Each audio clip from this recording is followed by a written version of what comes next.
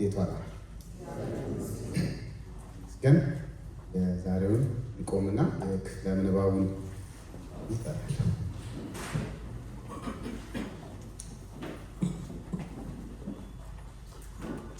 ኤፌሶን ምዕራፍ 1 ቁጥር 15 ስለዚህ እኔ ደግሞ በእናንተ ዘንድ ስለሚሆን በጌታ በኢየሱስ ለማመንና ለቅዱሳን ሁሉ ስለሚሆን መውደድ ሰምቼ ስለ እናንተ እያመሰገንኩ ስጸልይ ስለ እናንተ ማሳሰብን አልተውም። የክብር አባት የጌታችን የኢየሱስ ክርስቶስ አምላክ እርሱን በማወቅ የጥበብንና የመገለጥን መንፈስ እንዲሰጣችሁ እለምናለሁ። ይህም የልባችሁ ዓይኖች ሲበሩ የመጥራቱ ተስፋ ምን እንዲሆን በቅዱሳንም ዘንድ ያለው የርስት ክብር ባለጠግነት ምን እንዲሆን ለምናምን ከሁሉ የሚበልጥ የኃይሉ ታላቅነት ምን እንዲሆን ታውቁ ዘንድ ነው። ክርስቶስንም ከሙታን ሲያስነሳው ከአለቅነትና ከሥልጣንም ከኃይልም ከጌትነትም ሁሉ በላይና በዚህ ዓለም ብቻ ሳይሆን ነገር ግን ሊመጣ ባለው ዓለም ደግሞ ከሚጠራው ስም ሁሉ በላይ በሰማያዊ ስፍራ በቀኙ ሲያስቀምጠው በክርስቶስ ባደረገው ሥራ የብርታቱ ጉልበት ይታያል። ሁሉንም ከእግሩ በታች አስገዛለት፣ ከሁሉ በላይም ራስ እንዲሆን ለቤተ ክርስቲያን ሰጠው። እርሷም አካሉና ሁሉን በሁሉ የሚሞላ የእርሱ ሙላት ናት። በበደላችሁና በኃጢአታችሁ ሙታን ነበራችሁ፣ በእነርሱም በዚህ ዓለም እንዳለው ኑሮ በማይታዘዙትም ልጆች ላይ አሁን ለሚሠራው መንፈስ አለቃ እንደሆነው በአየር ላይ ሥልጣን እንዳለው አለቃ ፍቃድ በፊት ተመላለሳችሁባቸው። በእነዚህም ልጆች መካከል እኛ ሁላችን ደግሞ የሥጋችንና የልቦናችንን ፍቃድ እያደረግን በሥጋችን ምኞት በፊት እንኖር ነበርን። እንደ ሌሎችም ደግሞ ከፍጥረታችን የቁጣ ልጆች ነበርን። ነገር ግን እግዚአብሔር በምሕረቱ ባለጠጋ ስለሆነ ከወደደን ከትልቅ ፍቅሩ የተነሳ በበደላችን ሙታን እንኳ በሆንን ጊዜ ከክርስቶስ ጋር ሕይወት ሰጠን። በጸጋ ድናችኋልና በሚመጡ ዘመናትም በክርስቶስ ኢየሱስ ለእኛ ባለው ቸርነት ከሁሉ የሚበልጠውን የጸጋውን ባለጠግነት ያሳይ ዘንድ ከእርሱ ጋር አስነሳን። በክርስቶስ ኢየሱስም በሰማያዊ ስፍራ ከእርሱ ጋር አስቀመጠን። ጸጋው በእምነት አድኗችኋልና ይህም የእግዚአብሔር ስጦታ ነው እንጂ ከእናንተ አይደለም፣ ማንም እንዳይመካ ከሥራ አይደለም። እኛ ፍጥረቱ ነንና እንመላለስበት ዘንድ እግዚአብሔር አስቀድሞ ያዘጋጀውን መልካሙን ሥራ ለማድረግ በክርስቶስ ኢየሱስ ተፈጠረ። አምላካችን እግዚአብሔር እናመሰግናለን ለሰማነው ቅዱስ እና ሕያው ቃል። እግዚአብሔር ሆይ ቅዱስ ቃልህን እንድንሰማ በሕይወትም እንድንኖር ጸጋህን አለን። ጌታ ሆይ ምሕረትና ቸርነትህን ስለምትሰጠን ስለሰጠህንም ተመስገን። በኢየሱስ ስም አሜን። እግዚአብሔር ይባርካችሁ። ተባረኩ። ምንም የተለየ ነገር አይደለም ያደረግነው። የጥንቷ ቤተክርስቲያን ይህንን ልምድ ነበራት። ይህንን ለማንበብ እና ለማንበብ ትጋ ይለዋል። ራስህን በእግዚአብሔር ፊት የማያሳፍር ሰራተኛ አድርግ ይለውና ቅዱሳን መጽሐፍ ይነበባል፣ ይሄዳሉ። እንዳሁኑ ማብራሪያ በዚህ ቁጥር ይነበብላችኋል፣ ይሄዳል። ሸምድደውት ነው እና በቃ ከዚህ በኋላ ያለው እንደው እንደዚህ ቢሆን እንጂ ዋናው ተነቧል። ዋናው በቃ የእግዚአብሔር ቃል መነበቡ በቂ። አሁን በየቦታው እሱ ስለቀረ ሰዎች የእግዚአብሔርን ቃል ነካ አድርገው እንደ ስፕሪንግ ቦርድ የትም ቦታ ነው የሚውሉ እና እኛ የእግዚአብሔርን ቃል እየገባንን እናነባለን፣ ያልገባንን ለእግዚአብሔር ደግሞ በመስጠት ነው። ተባረኩ። ወንድሜም እግዚአብሔር ባርክ። እንግዲህ ከጀመርን ዛሬ 3ኛ ሳምንታችን ነው። ባለፈው እግዚአብሔር በክርስቶስ ኢየሱስ የበረከቱን መዓት ነው ያፈሰሰብን እና ምንድን ነው ስራችሁ? ዛሬ 2:10 ስራ አላችሁ። ያ ስራ የእግዚአብሔር ጸጋ ይመሰገን ዘንድ የአብ የእግዚአብሔር ጸጋ፣ የእግዚአብሔር ወልድ ጸጋ፣ የእግዚአብሔር መንፈስ ቅዱስ ጸጋ ይመሰገን ዘንድ ተፈጠረ። እውነት እኔ አላውቅም። ይሄ በዚህ አይነት መንገድ አንዱ የአምልኮ ፓርት ስለሆነ መዝሙር ምስጋና፣ ግን የመጨረሻው ዘመን አማኞች አጋንንትን ድል የሚነሱት በምን ይመስላችኋል? በበጉ ደምና በምስክርነታቸው የሚል ቃል አለ። ምስክርነታቸው ማለት ምስጋና ነው። የበጉ ደም የበጉ ስራ ዝማሬ፣ የበጉን ስራ በመዝሙር በምስጋና ነው ድል እና እግዚአብሔር ደግሞ ወደዛ መነዳት ወደዛ ህይወት ውስጥ እንደው ብዙ ጊዜ ማንነካካበት እዚህ ጥሩ ነው። ቪዲዮ የለም የሚቀርጽ የለምና ጥሩ ለማምለክ አሁን ለማምለክ በጣም አስጨናቂ ነው በየቦታው። ምክንያቱም ገና እጃችሁን ስትዘረጉ ባችሁን በየቦታው ፎቶ እያነሱ ይለጥፉታል። ሌላ ጊዜ የህዝብ ይሆናልና እግዚአብሔር በዚሁ መረዳት እግዚአብሔር ያስቀጥላችሁ። ቁጥር 15 ላይ እንቆዩ። የጳውሎስ ጸሎቶች። ስለዚህ በጌታ ኢየሱስ ስላላችሁ እምነት እና ለቅዱሳን ሁሉ ስላላችሁ ፍቅር ከሰማሁበት ጊዜ አንስቶ ምን ታደርጋለህ? መቼ ሳላቋርጥ ሁል ጊዜ ጸልያለሁ። ሳላቋርጥ ነው ደግሞ ለእግዚአብሔር ነው። እግዚአብሔር ነው ምስጋና ከዚያ የክብሩ ምስጋና ይመሰገን ዘንድ አይደል? የጸጋው ምስጋና ይመሰገን የእግዚአብሔር ክቡር የሆነው ጸጋው እንዲመሰገን የጳውሎስ ምኞት እና በዚህ ደብዳቤ ውስጥ የተጻፈው ሀሳብ። በዚህ ውስጥ ሁለት ቃላቶች ታገኛላችሁ። እምነት ይፈልጋል፣ የሚያምን በጌታ መሆን። ማንም ሰው ስላመሰገነ እግዚአብሔር የማንንም ሰው ምስጋና አይሰማም። በዚህ አጋጣሚ ቤተ ክርስቲያን በክርስቶስ በቤተ ክርስቲያን በኩል የሚሄድ ምስጋና ነው እግዚአብሔር የሚቀበለው። ምዕራፍ 2 መጨረሻው ቁጥር ላይ ማየት ትችላላችሁ። በእርሱም እናንተም ደግሞ እግዚአብሔር 3 ማለት ነው ይቅር 3:21 በቤተ ክርስቲያንም እንዲሁም በክርስቶስ ኢየሱስ ይላል።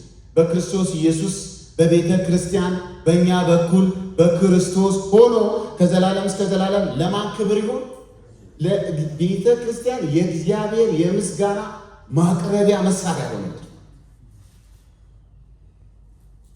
ይገርማል። በእምነት መሆን፣ ክርስቶስን ማመን፣ በክርስቶስ መሆን። ከዛስ እምነት እግዚአብሔርን፣ እምነት ክርስቶስን፣ ፍቅር ግን ለቅዱሳን።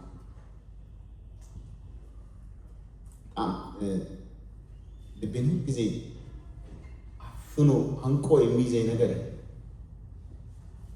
አንድ ወቅት ሙሴ የጸለየውን ጸሎት እያጠናው ሙሴ አንድ ጸሎት ጸለየ እና ያ ጸሎት እግዚአብሔር አንተም ለዚህ የማይሆን ሕዝብ ለምን ትደክማለህ? ይህ ሕዝብ አይሆንም። ልቀይርልህ፣ ሕዝብ ጥሩ ሕዝብ ልቀይርልህ፣ የሚሰማ የሚታዘዝ ጥሩ ሕዝብ ልቀይርልህ አለ እና ሙሴ እዛ ጋር የልቡን ዝንባሌ እግዚአብሔር ደግሞ እንዲህ ሲያደምጠው ታያላችሁ። ኖ እግዚአብሔር ከዛ ያወጣሃቸው ስለ ታላቁ ስምህ ያወጣሃቸው አውጥቷቸው ማስገባት አውጥቶ መግደል እንጂ አውጥቶ ማስቀረት እንጂ አውጥቶ ማስገባት አይችልም ይልሃል እና ሁለተኛ እነዚህን ሕዝብ ከምታጠፋ እኔን ከሕይወት መዝገብ ላይ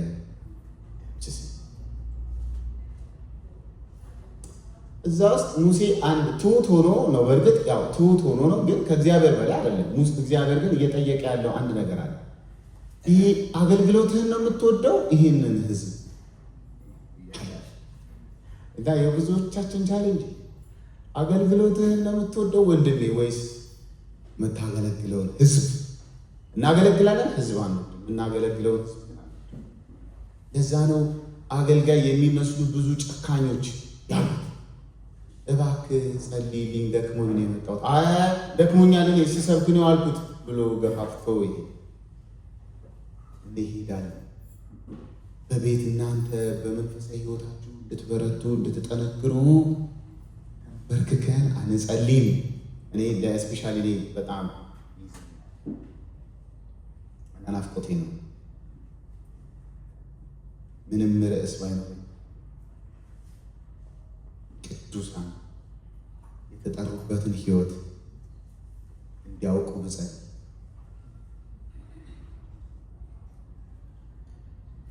እምነት በጌታ ፍቅር ለቅዱሳን ቅዱሳንን ተወዷቸዋል። በምን አንዱ መገለጫው በጸሎት ለቅዱሳን ሁሉ ጸልያል። ቅዱሳን ሁሉ ስለ ዳኑ እግዚአብሔር አመሰግናለሁ ይላል። ቸር ነህ እኮ አዳንከን እኮ ከአፈር ከትቢያ እዚህ ግቡ ማንባት ሰዎችን ሰብስበህ ለመንግስት ወራሾች አረከን እኮ ብሎ ያመሰግናል። ስለ ሰው ነው ደግሞ የሚያመሰግነው፣ ስለ ራሱ አይደለም። ስለ ሰዎች በሰዎች መደሰት፣ በሰዎች መደነቅ፣ ሰዎች በሆነላቸው ነገር እየተደሰቱ መቆየት በጣም መንፈሳዊነት ይጠይቃል። ስለ ራሳቸውና ነገም እንዳይወስድብኝ በማለት እናመሰግናለን። ነገም ደግሞ እንዳይነሳኝ በማለት እናመሰግናለን። ስለ ሰዎች ግን ለማመስገን ልብ ይፈልጋል። ለዛ መዝሙረኛ በ106 ውስጥ እንደዚህ ይላል፣ አቤቱ በሕዝብ ሞገስ አስበኝ፣ በመድኃኒትም ጎብኘኝ። ወይም በአዲስ መደበኛ ትርጉም አቤቱ ሁለት ነገር እፈልጋለሁ። አንድ ሕዝብ በተጥለቀለቀ ብልጽግና ውስጥ ሲሄድ ማየት፣ ሁለት ርስትህ በሁሉ ነገር ደስ ሲላቸው ማየት እፈልጋለሁ። እነሱ ደስ ሲላቸው ማየት እፈልጋለሁ፣ ደግሞ በብልጽግና ውስጥ ሲኖሩ ማየት እፈልጋለሁ። ርስትህ በቃ የአንተ ጉብኝት በእነሱ ውስጥ ሲሆን እፈልጋለሁ ይለዋል። ቃል ነው የሚጸልይ በሰው ደስታ መደሰት፣ በሰው መዳን። አሁን እኮ ሰው ቢድን ባይድን ሴንት ይሰጣል፣ ግን ወደዛ ፍቅር ውስጥ እግዚአብሔር በቃ ሰዎችን መውደድ ምንችለው ለሰዎች በሌሉበት ቦታ ስንጸልይ መቻል በቻላችን ነው ቅዱስ ጳውሎስ። ከእግዚአብሔር ጋር ባለን ግንኙነት እምነት ወሳኝ፣ ከሰው ጋር ባለን ህብረት ግንኙነት ደግሞ ፍቅር ወሳኝ ነው። ፍቅር ደግሞ በእግዚአብሔር መንግስት ውስጥ እኔ ሰዎች ሁሉ ይወዱኛል አይደለም፣ እኔ ሰዎችን እወዳቸዋለሁ ወይ በሁኔታ ላይ የተመሰረተ አይደለም። ስለወደድከኝ እወድሃለሁ አይደለም፣ እዚህ ያለ ባትወደኝም እወድሃለሁ፣ ምንም ላደርግ አልችልም። ይሄ ሲሆን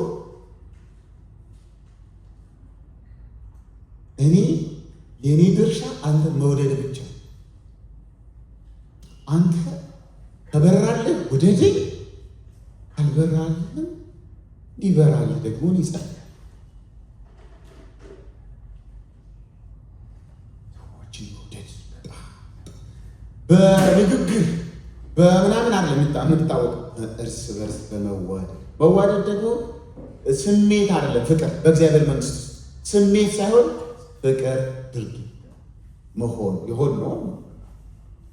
እና በመካከላቸው ብዙ ድሃዎች ካሉ ቅዱሳንን ነግልጌት ማድረግ፣ ቅዱሳንን ችላ ማለት እና እግዚአብሔርን እወዳለሁ ማለት ሐሰተኛ አምልኮ በልባችን ውስጥ እንዲነሳሳ ያደርጋል።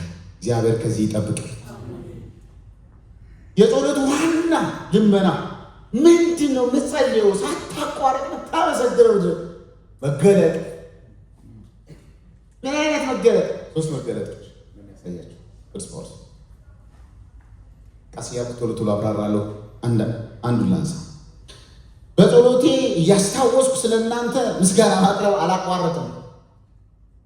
የክብር አባት የሆነው የጌታችን የኢየሱስ ክርስቶስ አምላክ ይበልጥ ምን እንድትሉት አውቃችሁታል።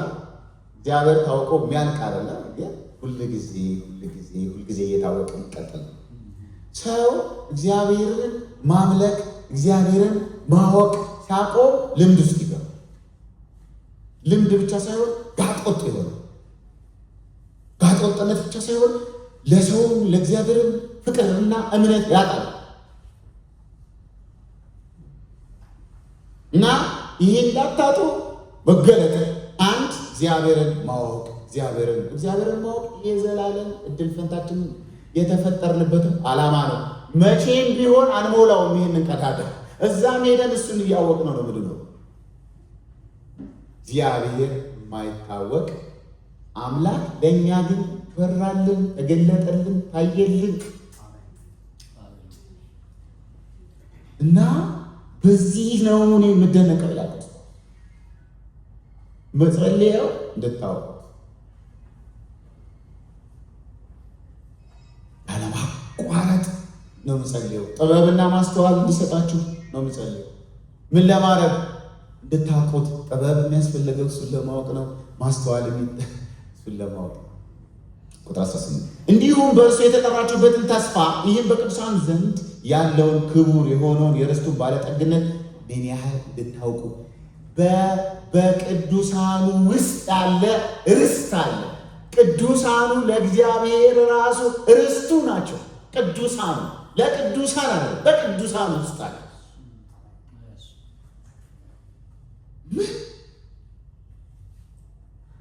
እግዚአብሔር ሀብቱ ርስቱ አይገባም እኮ። እኛ ርስት ፍለጋ እንቅበዘበዛለን። እግዚአብሔር እኛን ደግሞ ርስቱ ይለን። ርስቴ ናችሁ።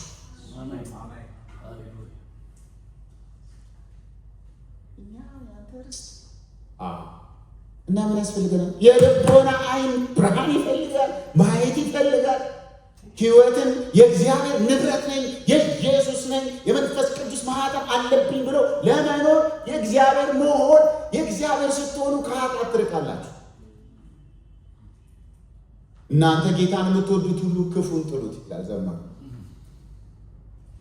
ዮሴፍ። ይገርመኛል። እኔ ዮሴፍ ብሆን ብዬ አስባለሁ። ጥሩ ነው። ኃጢአት ለመስራት በጣም ሰፊ ምክንያት አለ። ህጉ የለም፣ ምን የለም፣ ዘመዶቹ የሉ፣ የሚያውቀው የለም። ብቻውን ጭር ብሎ የፈለገውን ኃጢአት መስራት መብቱ ነው። ግን እዚህ አካባቢ ማንም አይ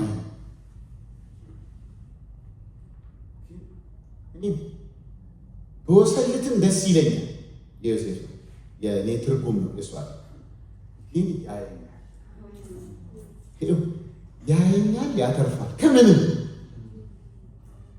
በጣም ተደብቀ የምንሰራቸው ነገሮች ሁሉ አያይም። እግዚአብሔርን የማያውቅ ሰው ነው ኃጢአት የሚያመሰው። እግዚአብሔርን የሚያውቅ ሰው ያያል ይላል። ያየኛል፣ ያየኛል። አይኖቹ እኔን ነው የሚያዩት። ለምን? ንብረቱ ነና። ለጥበቃ እሱን እንጠራለን። ይጠብቀናል። እግሮቻችን እንዳይወድቁ እንዳይሰናከሉ።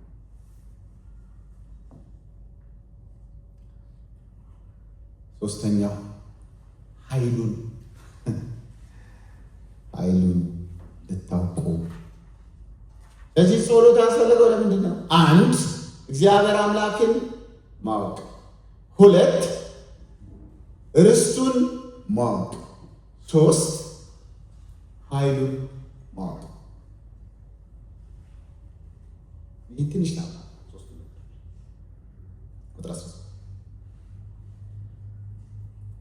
አማኞች አዳዲስ መረጃ እንዲያገኙ አይደለም የሚጸልየው ጳውሎስ እና ያላቸውን እውነት በመንፈስ ቅዱስ አማካኝነት እንዲረዱት የጥበብ የመገለጥ መንፈስ እንዲሰጣቸው። አፖካሊፕሲስ የተደበቀ የተሸፈነውን ነገር እንዲገልጥላቸው ያውቁታል፣ ግን ከተሸፈነ አለ። አሁን እግዚአብሔር ብዙ ሰው እንደዚህ እግዚአብሔርን በስም ያውቁታል፣ በኃይሉ አያውቁትም፣ በአደራረጉ አያውቁትም። ብዙዎቹ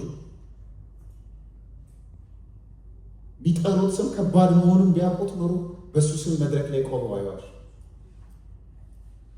ያቺ ቀን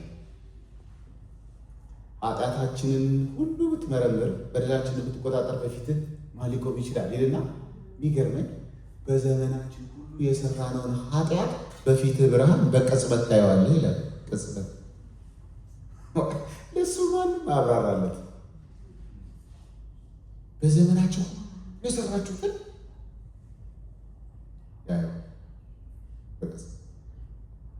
ግን አንተ መሐሪ ነህና ተምረናለህ፣ በፊትህም እንኖራለን።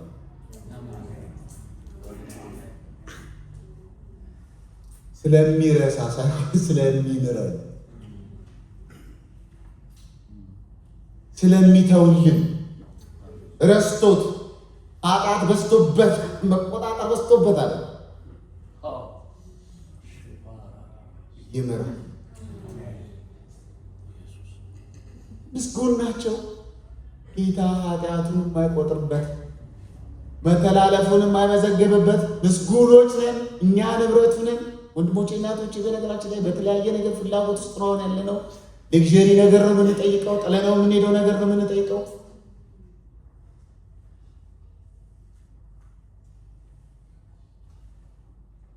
የተሸፈነውን ነገር ነው።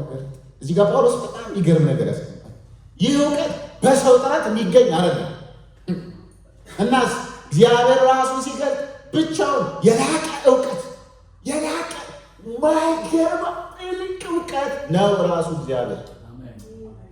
ቃል እውነት ነው፣ በእውነት ቀድሳቸው። የትኛውም በትምህርት ቤት ውስጥ መልስ ሰጠና ትሩ ፎልስ አረማል። ግን ትሩ ፎልሱን ማረምበት ትሩዝ ነው። ትሩዙ የእግዚአብሔር ቃል ትሩዝ ነው።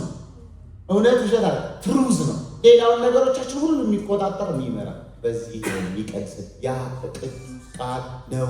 የእግዚአብሔር መገለጥ ትክክለኛውን እግዚአብሔርን የሚያመላክተን የሚያሳየን። ቁጥር 18 19 ዓይን ይብራ ይላል። የልቦናችሁ ዓይኖች ይብሩ። ለምን? ልብ በጥንቱ ዓለም ውስጥ የሐሳብ የፍቃድ ማዕከል ነው። የነፍስ መረዳ ነፍሳችን ነፍስ የት ናት? ከዚህ የቱ ጋር ናት? ያው ቦታ ይሆን ግን መጽሐፍ ቅዱስ ልብን፣ አእምሮን እነዚህ ነገሮች የእግዚአብሔር መንበር ያደርጋቸዋል። የነፍስ መንበር ያደርጋቸዋል። የሐሳብ የፍቃድ ማሰላሰያ ማዕከል ያደርጋቸዋል እነዚህ ሰዎች። እናስ የመጥራቱ ተስፋ ያስፈልጋል። እግዚአብሔር ሲጠራን ዝም ብሎ አልጠራንም፣ ዓላማ አለው። ይህ ተስፋ ደግሞ አማኞች በምድር ላይ ስቃይ ሲደርስባቸው እንኳን የማይናወጥ እምነት እንዲኖራቸው ነው። ፍቃዱ ሲያውቁት የመጥራቱ ግልጽ ስለሆነለት ሰው ምንም አያስጨንቀው።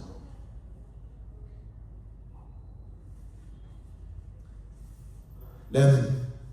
ርስቱ ባለጠግነት ደግሞ ትልቅ ነው። ርስቱ ማለት እኛ፣ ከዛስ እሱ የኛ ነው፣ እኛ የእሱ ነው። በሰማይ ምንድን ነው የምትጠብቀው? አንተን። በምድርስ የምትፈልገው ማለት አንተን። ልቤና ሥጋዬ ይደክማሉ፣ እኔ ግን እግዚአብሔሬ የዘላለም እድል ፈንታዬ ነው፣ ርስቴ ነው።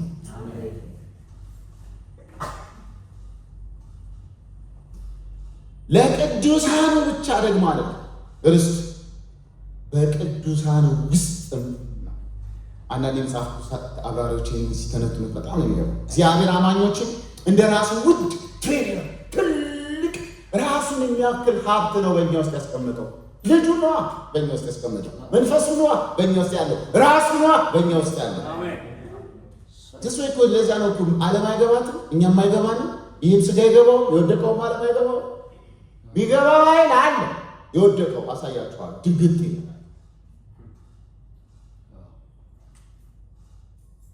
እግዚአብሔር በገዛ ደሙ የገዛቸውን ቅዱሳን ለእሱ ምን ያክል ክቡር እንደሆኑ ማወቅ ስላለባቸው ነው ጳውሎስ የልቡን ዓይኖቻችሁ እንዲከፈቱ ነው የሚጸልየው።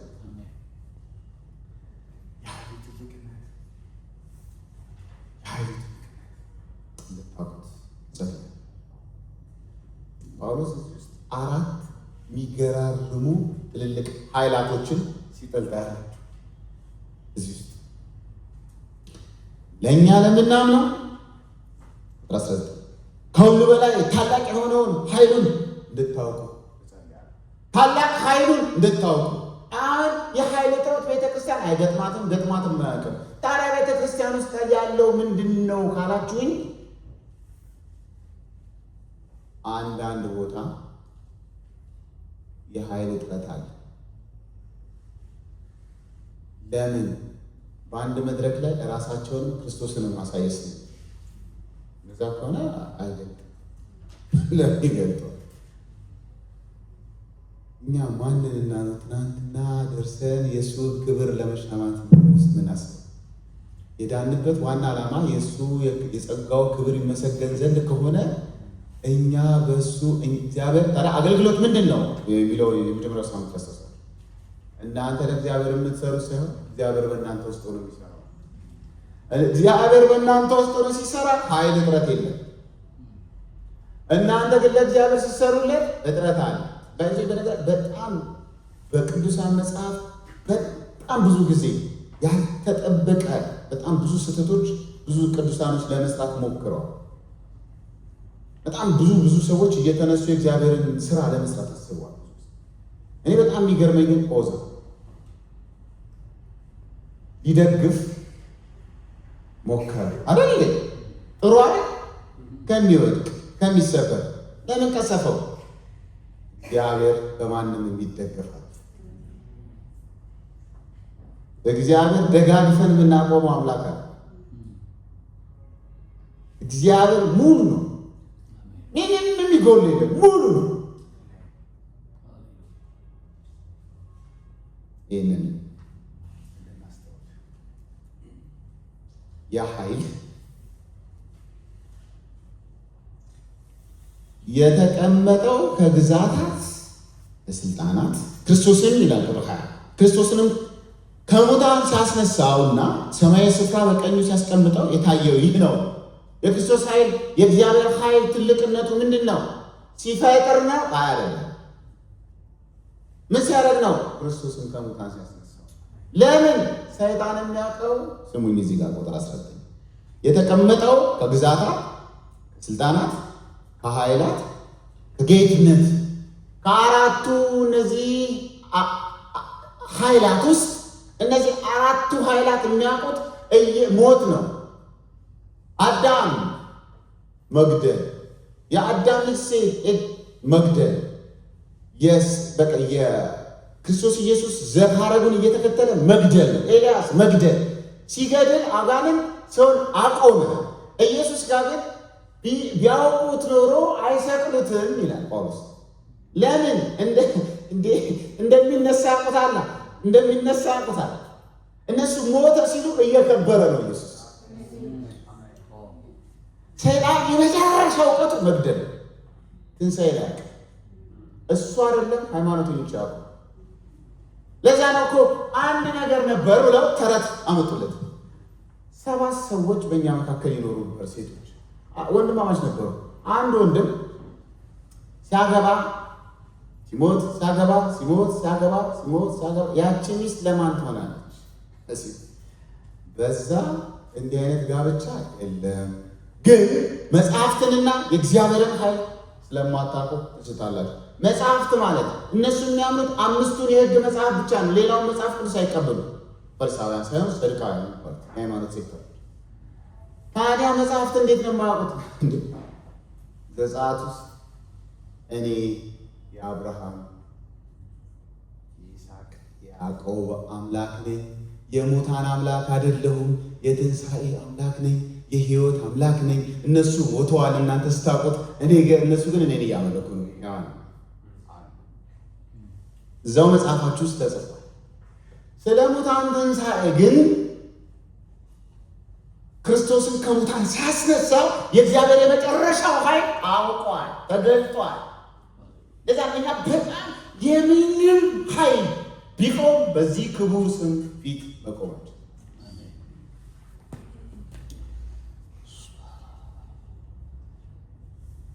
በሰው ሰራሽ የኃይል ተራ ሳይሆን አጽናፋዊ በሆነው ትልቁ ክቡር የሆነው የእግዚአብሔር ኃይል ከሞት መቀስቀሳችን ከሞት መንቃታችን በኋላ አሳያቸው።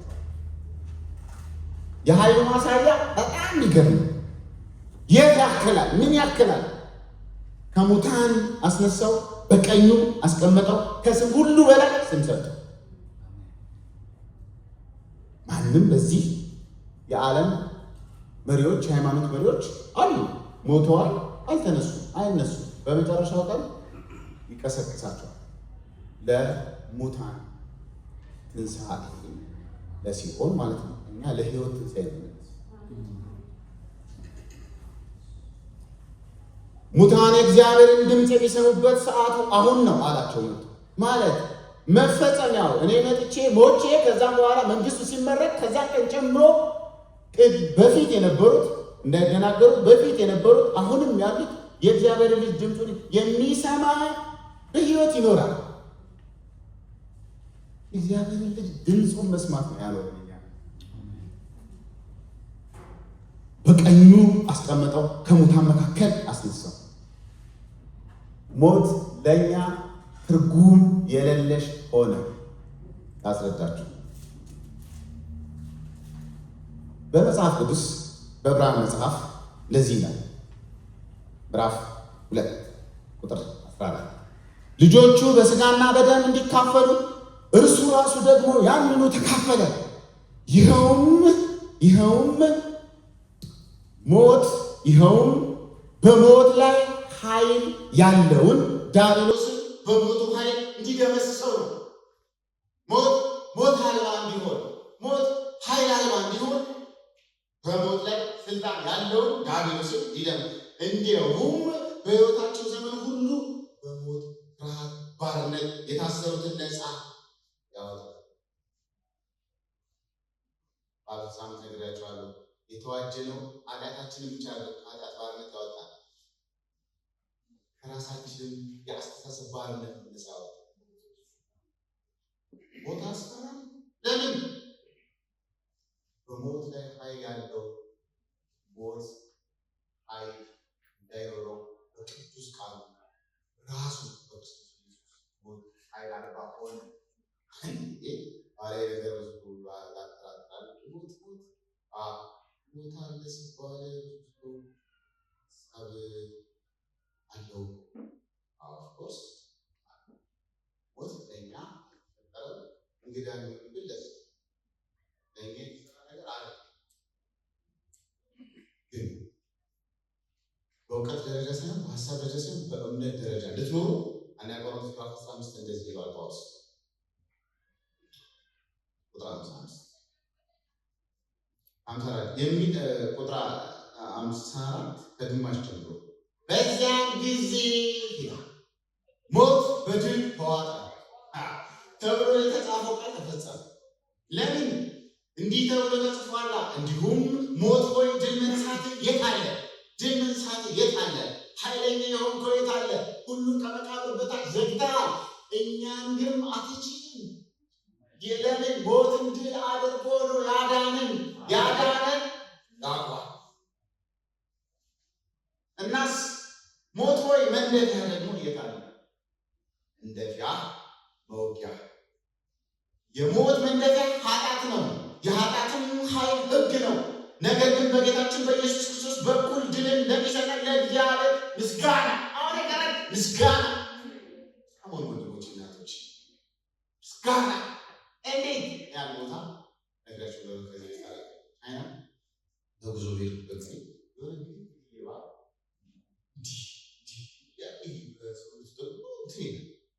እኔ ደግሞ እባብ ለዚህ እንደወደ የሙስላው እወዳለሁ በሚል አይነት መልኩ ሳይሆን እባብ ግን እባብ ብዙ ሰው ይፈራል። ቤታችን ገብተን ተኝተን በራችን ላይ አንሶላችን ላይ ሆነን በሀሳባችን የምንፈጥረው እባብ ብዙ ጊዜ ያሰቃየን እና ሰው እዚህ እንደዚህ ይልበታል። እንዲህ ነገር አጋር ሸከመው ነገር የውሸት ነው? አይ የእውነት ነው። እና ለምንድን ነው ምን አይነደፈው? ለምን? ከሕፃነት ጀምሮ መርዝ ይረጭበት እንደፊያ በየጊዜው ቆርጦ ሞት ሆይ ለክርስቲያን መንደፊያ የት አለ? የለም። የቻይና ባቡ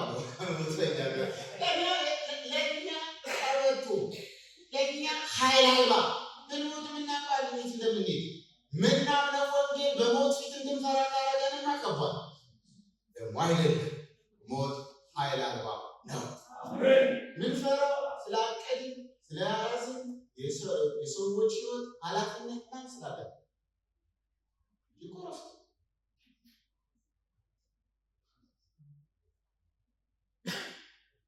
ስለዚህ ሞት ፍርሃት ዋጋ ቢስ ነው። ትሞቻለሽ ካለ እሞታለሁ ይሄዳል። ሞትን የሚያስፈራራው ሞት የሚፈራ ሰው ትሞቻለሽ በቃ ትሞታለህ። መሞት እኮ ይሄ እኮ እውነት ቃሉ ነው እንጂ ያው ሞታችን በየቀኑ ነው የምንሞተው። እሱም አላወቅም እንጂ ሞት ኃይል አልባ ያደረገው የክርስቶስ ኢየሱስ ትንሣኤ ከስም ሁሉ በላይ የተሰጠው ለዛ ነው። በዚህ ምክንያት በቤተ ክርስቲያናት አካሉን ሞላት ይላል። በምን በኃይል ሙላቱ ናት። ማ ቤተ ክርስቲያን አካሉ የአካሉ ደግሞ ራስ ነው። እሱ ገዢ ነው በሆነ መንገድ። አዎ፣ ግን እዚህ ቦታ ላይ ስለ ገዥነት አለ የሚናገረው።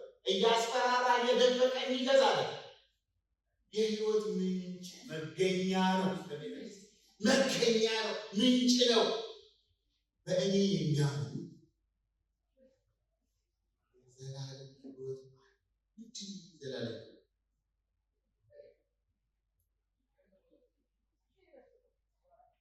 እግዚአብሔር ጋር የእግዚአብሔርን ህይወት በእኛ ውስጥ እዛ አለከልካይ እዚህ በከልካይ እዚህ በተጽዕኖ ውስጥ እዛ አለ ተጽዕኖ የሚኖር ግን ከልካይ አለ። መንፈስ ቅዱስ ይከለክል። ከእግሩ በታች ግን ሁሉን አስገዝቶልን መዝሙሩን እየጠቀሰ ነው። መዝሙር ታስበው ዘንድ ሰው ምንድን ነው? ተጎበኘው ዘንድ ሰው ምንድን ነው? ምንድን ነው? የክብርን ምስጋና ዘውድ ግን ሁሉን ከእግሩ በታች አስገዛለን። ስነ ፍጥረት ሁሉ ወደ አዲሱ ስነ ፍጥረት ስንገባ እዛ እንደዛ ሆነ። በዛን ቀን እግዚአብሔር እንደዛ ገዢ እንሆናለን። ዘፍጥረት ላይ ብዙ ተባዙ ምድርን ብዙዋት ሙሏት ገዢ። ራዕይ መጨረሻው ላይ ከዘላለም እስከ ዘላለም ነግሳሉ ይገዛሉ። እኛ እድል ፈንታችን መንግስት ከሱ ጋር ይህንን ብሎ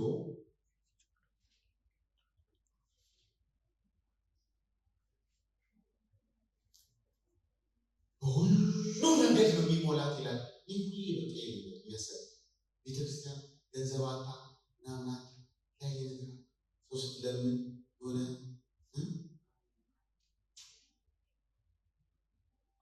የጌታ ሀብት ናችሁ። ቸርች ማለት የጌታ ሀብት የጌታ ንብረት ማለት ነው። የጌታ ርስት ማለት ነው። እናንተ ያላችሁ እኛ ያለን እኮ የእግዚአብሔር ስራ በእንዲህ አይነት መንገድ መሆን የለም።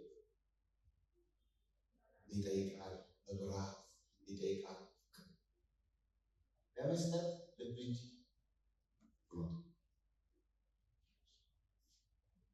አንዳንድ ስጦታዎች አንስቼ አረግ ስጦታውን አለ ልቤ የቀረኝ የሰጠው ሰ የቀረው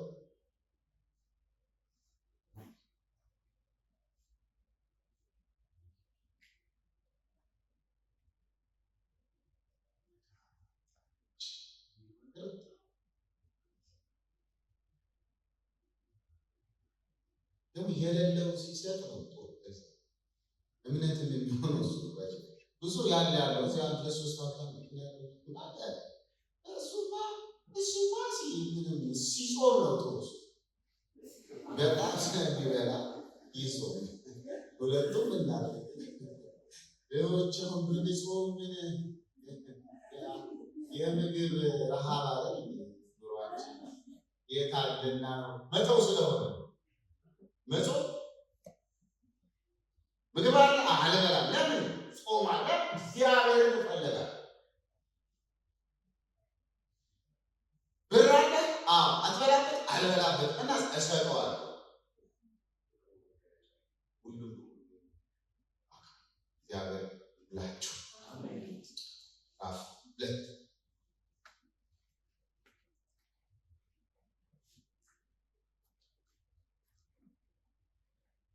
ምን ያክላል? ኃይል ትልቅ ነው። ምን ያክላል?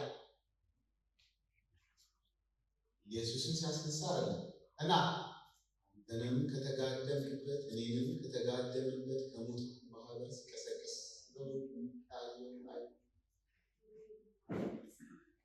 እንዴት እናንተ ራሳችሁ በበደላችሁና በኃጢአታችሁ ምክንያት ቆንጆ ነበር ሙታን ነበራችሁ ብቻ በዚህ የዓለምን ክፉ መንገድ ተከትላችሁ በአየር ላይ ላሉት መናፍስታውያን ኃይላት ገዢ ለሆነው አሁንም ለእግዚአብሔር በማይታዘዙ ሰዎች ላይ ሚሰራው መንፈስ እየታዘዛችሁ ኖሩ ነበር። ደስ ሙታን የአጋንንት ባሪያዎች ነበራችሁ። የአጋንንት አገልጋይ ብቻ ሳይሆን የአጋንንት መጠቀሚያ መሳሪያ ነበራችሁ። እኛ ሁላችን በአንድ ወቅት የሥጋችንን ምኞት እያረካን መንገዱን እየተከተልን በመካከላችሁ እንኖር ነበር። እንደ ሌሎቹ የቁጣ ልጆች ነበር። ድንቅ ተአምር በግሌ ምን አድርጎልሃል? ይሄ ኢየሱስ የምትወደው እኔ መቃብሬን ከፍቶ አጋንንት ፈቶኝ እና እንዳላገለግለው የራሴን ከሶስት ነገር ውስጥ ነው እዚህ ያስጣል። አንድ ከኃጢአት ኃይል ኃጢአት ለእኛ ኃይል አልባ ፓወር የለው ኃጢአት። ሁለት ከኩነኔ፣ ሶስት ሞት። የዚህ ሁሉ ምንጭ በሰማይ ራእይ መጽሐፍ ባህር የለም የተባለው ባህር ምንድን ነው? ውሃው ሳይሆን ሰይጣን፣ ክፉ፣ ሐሰተኛ ወንድም ከሳሽ፣ አሳች፣ ኃጢአት የለም። በዛ ማለት ምንድን ነው ያለው? በር አለ። ከዛስ በልጁ በክርስቶስ ኢየሱስ ያመኑቱ ይገባሉ፣ ይወጣሉ። ይዘጋል አይዘጋም? ጠባቂስ ሌባ ከሌለ የሚጠባቂ ሌባ አጋንንት ሰይጣን ምናምን ኃጢአት የምናምጽበት ፖቴንሻል ራሱ እንዳዳምስ ልንስት ይላሉ አንዳንድ ሰው አንችልም። ለምን ዳግመኛ ተወለዳችሁ ይላል። ዳግመኛ ከማይበሰብስ ከማይጠፋ ከማይበላሽ ዘር ነው። በላሽ ለጥፋት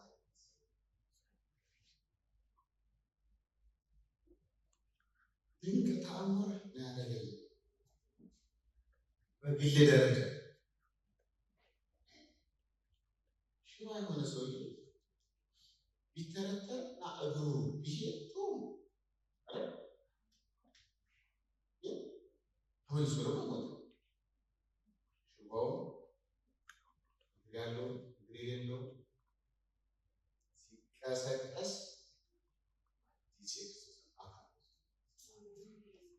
ለምን ይሄ በሞት ይዘራል፣ ያኛው ደግሞ ባለመሞት በሕያውነት በትንሣኤ ይነሳል። ይህን አርጎ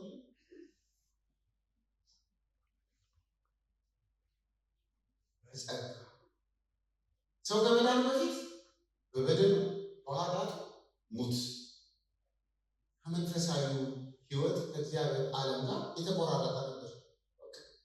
የክፉ ዓለም ታዛዥ ነው። አሁን ምለው ይገባል። እዚህ ላይ ስለደረሰ ዘፍጥረት ምዕራፍ 1-2 ፍጥረት ነው። ዘፍጥረት 3 ላይ ውድቀት ነው ብያለሁ። ዘፍጥረት 3:15 ከእሱ ጀምሮ እስከ ራዕይ ምዕራፍ 1 ድረስ 20 የመዳን ተስፋ ሪደምፕቲቭ ሂስትሪ የሚባለው ወይ የተቤዠ ያዳነ መቼ ነው ኢየሱስ ክርስቶስ የሞተው? ከዛ ጀምሮ ካዳነ ራዕይ መጽሐፍ በጣም የሚገርም ራዕይ መጽሐፍ በጉ የታረደው መቼ ነው? ቁጥር 8 ላይ ዓለም ከተፈጠረ ጀምሮ ምን ሆነ? በታረደው በግ። ይህ መጽሐፍ ጽፎ ጉዱ መቼ ነው የታረደው በጉ? ዓለም ከተፈጠረበት ጀምሮ። ዓለም ከተፈጠረ ጀምሮ በታረደው በግ የሕይወት መጽሐፍ ላይ ስሞቻቸው ያልተጻፉ የምድር ሰዎች ሁሉ ለአብ ይላል ሰግዳል። ማን ሰግደው? ከዓለም ከተከሰው ከወደቀበት ጊዜ ጀምሮ የብሉይ ኪዳን አማኞች ጠቅላላ ይጠቀልላል ማለት ነው። አያችሁ፣ ይህ መጽሐፍ ጥንት ያሉትን አማኞች ሁሉ ይጠቀልላል። በጉ ፖቴንሻሊ ዘፍጥረት ምዕራፍ ላይ ምዕራፍ 3 ላይ ይታረዳል። አክቹዋሊ ግን በቀጥታ ላይ የታረደው የዛሬ 2000 ዓመት እንደሆነ ግን ወደኋላ ወደፊትም ያላለ የእግዚአብሔር እቅድ አባከደ ወይም ተገበረው፣ መንፈስ ቅዱስ ገለጠው። ለምን? ለክብሩ ምስጋና ይሆን ዘንድ።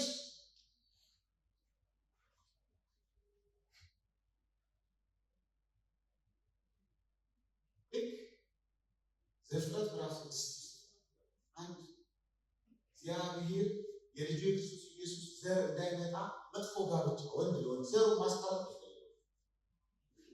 ብቅ ሲል ሲገድል፣ አቤልን ብቅ ሲል ገደለ። ጠላትነቱ እዛው ተጀመረ። የመጡትን ሁሉ የእሱ ዘር እየገደለ የዘር ተሸካሚዎችን የተስፋ ተሸካሚዎችን ተስፋ ቃል የሚደር በቃ እነሱን ማጥፋት አለ።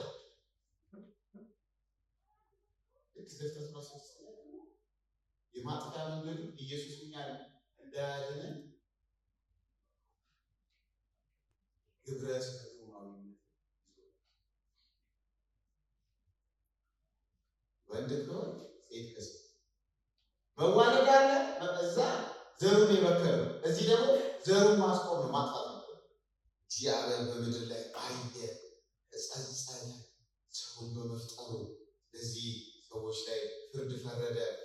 ዘፍጥረት ምዕራፍ 6 7 8 በኒው ወርልድ አዲሱ ዓለም ለዛም የቀደመውን ዓለም ሳይራራ በዋካፋ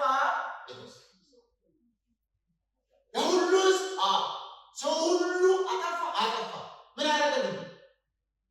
ኖህ ልጆቹ እስከ ሚስቱ እስከ ልጆቹ ስንት ሰው? 8 አዳነ። ያን ጻድቅ አዳነ። ምዕራፍ 8 አዲስ ትእዛዝ መጣ። ያ በዘፍጥረት ብዙ ተባዙ ምድርን ሙሏት አለ እግዚአብሔር። ተበተኑ አላቸው። አሁን 9 ላይ ተሰበሰቡ፣ 10 ላይ ተሰበሰቡና 11 ላይ መጡና እንሰብሰብ። አረ ተበተኑ ነው ያሉት። አይ አመጽ ተባለ። ያለና ሙሴ ይህንን ከብዙ ዘመናት በኋላ በዘዳግም መጽሐፍ ውስጥ እግዚአብሔር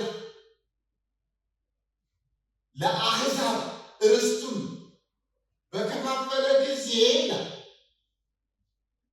ለአሕዛብ ለማይታዘዘው ሕዝብ የማይታዘዘው ሕዝብ ለወደቀው መላእክት አሳልፎ ሲሰጥ ሕዝቡን ግን እስራኤልን ግን መረጠ ይላል። ስንት አድርጎ? አንድ አድርጎ እነሱን መረጠ። ሌላውን 70ውን ሕዝብ በተነ። 70 ነገድ ከየት ነው የመጣው? ከዘፍጥረት 9 ላይ። ዘፍጥረት 9 ላይ ማን አለ? እነዚያ 3 ሰዎች ሴም የሴም ዝርያ 26 14 ያኛው ደግሞ 26 ማነው 30 ስትቆጥሩት 7። ሉቃስ ወንጌል ላይ በጣም የሚገርመኝ በጣም ወንጌላችን ሉቃስ ወንጌል ላይ ምዕራፍ 9 ላይ ምን ይላል? ጌታችን ኢየሱስ ክርስቶስ ለአይሁድ ለሆነው ለአንዱ ለመረጠው ለአይሁድ ብቻ 12ቱን ነገድ ላካቸው። 12ቱን ደቀ መዛሙርት ላካቸው። ደርሰው መጡ። እነዚህ ምዕራፍ 10 ላይ ደግሞ 70 የሆኑት ነገዶች ሰብስቦ ሁለት አድርጎ ላካቸው። 70 ቀን ለአሕዛብ ያወጡ ምን አለው ማለት ነው። በጨለማው ግዛት ውስጥ ነበር እኛ ድሮ አለ ፈቃዳችን ጨምዶ በዚህ ክፉ ስርዓት ውስጥ እግዚአብሔር ጣልቃ ገባ። ቁጥር 4 በጣም ነገር ግን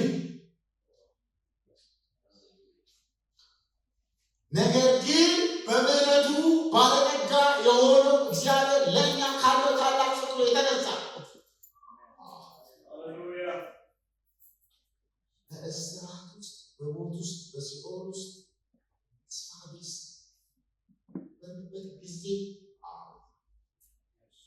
ምን ሆንን? በምሕረቱ ባለጠጋ ምን አደረገልን? ለእኛ ካለው ታላቅ ፍቅሩ የተነሳ በበደላችን ሙታን ሆነን ሳለ በክርስቶስ ምን አደረገን? ሕያው። በክርስቶስ መሆን ቀላል አይደለም። በክርስቶስ ነው ወይ ከተባለ ሕያው ነህ ማለት ነው። በእኔ የሆነ ሕያው ነው። በእኔ የሚያምን ከሞት ወደ ሕይወት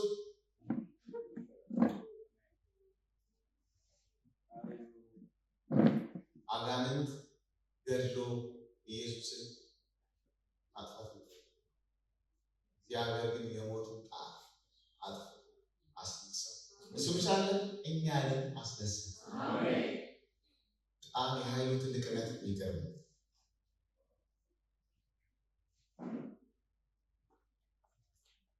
ገና ኃጢአትን ሳለ ሮሜ ቅዱስ ጳውሎስ ምዕራፍ 5 ላይ በጣም የሚገርም መዝሙር ይዘምራል። ምዕራፍ 5 እንደዚህ አሕዛብ አይሁድን ጠብሶ ምዕራፍ 5 እንደዚህ አልፋት ብሄዳሉ 5:1 እንግዲህ በእምነት ስለጸደቅን እና ምን ይሁን በጌታችን በኢየሱስ ክርስቶስ በኩል ከእግዚአብሔር ጋር የራሱ የእግዚአብሔር ሰላም አለ። የራሱ ሰላም እግዚአብሔር ሰላም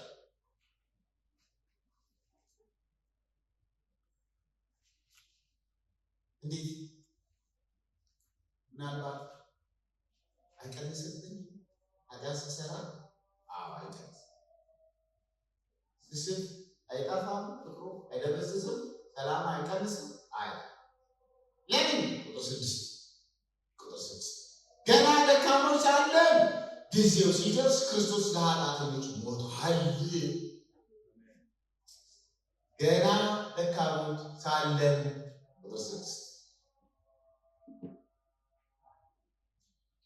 እግዚአብሔር ለራሱ ያለውን ፍቅር ረዳት። 8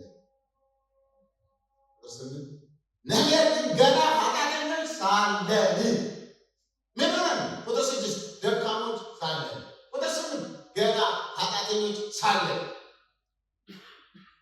ይሄ በጣም ሰይጣን ዜሮ የሚያደርገው ክርስቶስ ስለኛ ሞተ። ይህም ምንድን ነው? ገና ኃጢአተኞች ሳለን፣ ገና ደካሞች ሳለን ክርስቶስ ለኛ የሞተው ለምንድን ነው? እግዚአብሔር ለኛ ያለውን የራሱን ፍቅር ሊያስረዳ። አሁን ግን በደሙ ከጸደቅን ይልቁማ በእርሱ በኩል በክርስቶስ ከእግዚአብሔር ቁጣ እንዴት አንጽ አስፈሪ ከሆነው ከእግዚአብሔር ቁጣ እንድናለን። የእግዚአብሔር ጠላቶች ሳለን ክፉዎች ሳለን በደለኞች ሳለን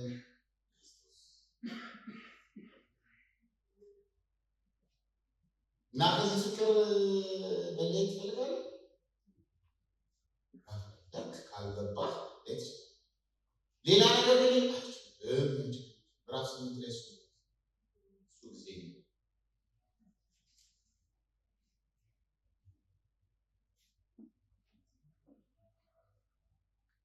እግዚአብሔር በክርስቶስ አስነሳ፣ በበደላችሁ ሕያው ሆነን ከእርሱ ያደረግነው የዳናችሁ በጸጋ ነው ማለት። ያቺ አንደኛ ኤፌሶን 1:6 ባለው ማለስዋል ጸጋ አለበሰን። እኛን ጸጋ አለበሰን። ይሄ ሁለት ቦታ ላይ ብቻ ነው። ጸጋን የተሞላሽ ብጽዕት ሆይ፣ ጸጋን የተሞላሽ ቅዱሳን ሆይ ለምን አፍስ እግዚአብሔር ሲሰጥ ጸጋ ሲሆን ሲያተርፈው ይፈልጋል። ይህ ሰራው ለከተናይስ ልናመሰግን እግዚአብሔር ይላል ከክርስቶስ ጋር አስነሳን። ትንሣኤው የኢየሱስ ብቻ አልነበረም። እግዚአብሔር እኛንም አብሮ ነው ያስነሳን። ለዛ ነው ሞት ኃይል አልባ የሆነው። ለዛ ነው ኃጢአት ኃይል አልባ የሆነው። ለዛ ነው ሰይጣን ምንም ማድረግ እስከማይችል ድረስ የሆነው። እኛ ግን ፈንታ ካልሰጠን በክርስቶስ ኢየሱስ በሰማያዊ ስፍራ ተቀመጠ። እግዚአብሔር በክርስቶስ አስነሳን። እግዚአብሔር በክርስቶስ አስቀመጠን። እግዚአብሔር በክርስቶስ ከእርሱ ጋር አለ። ይኸውም በሚመጣው ዘመን በክርስቶስ ኢየሱስ በቸርነቱ የገለጠልን ወደር የሌለው የጸጋው ባለጠግነት ያሳይ ዘንድ ነው። የተትረፈረፈ ነው።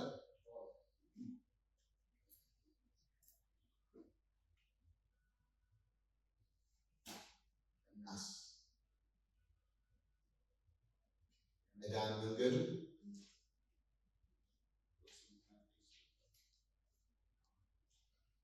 በጸጋው በእምነት በጸጋው ምን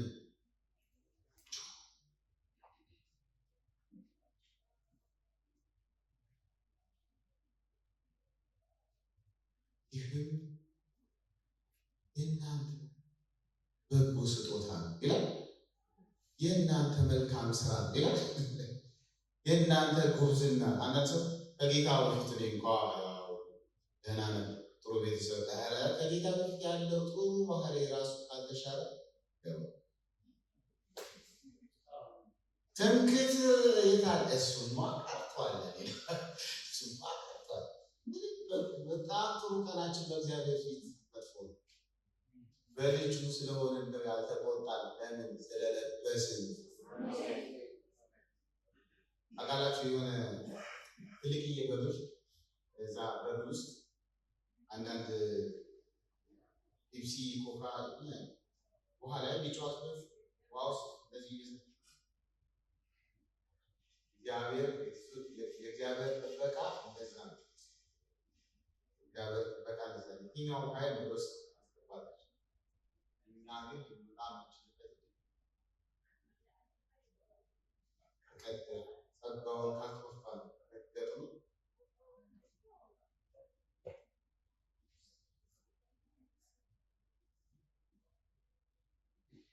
ምክንያቱም እግዚአብሔር አስቀድሞ ያዘጋጀን ለዚሁ መልካም ስራ ነው። ምን እንድንል? እንድናምን።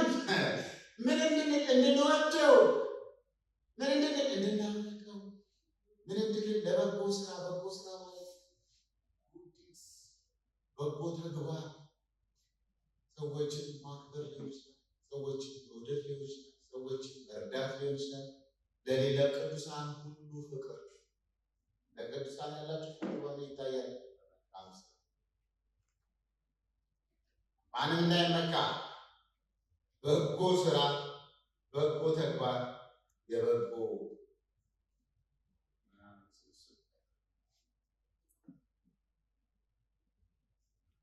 የዳነው ለማለት ነው። ምን እንድንቀመጥ ያስቀድሞ ያዘጋጀው በጎ ስራ አለ። ስራ ለመዳን ምክንያት ባይሆንም የመዳን ግን ውጤት እግዚአብሔር ዕለት ዕለት እየቀኑ ስራ ምንድን ነው? መውደድ። አዲስ ስራ ልንገራችሁ። ምንድን ነው ስራ? መጸለይ ለቅዱሳን። አዲስ ስራ ልንገራችሁ፣ መዳን። አዲስ ስራ ልንገራችሁ፣ ማምለክ።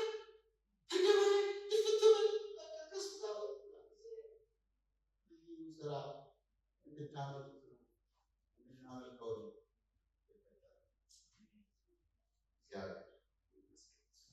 ወደ ስራችን ይመልስ።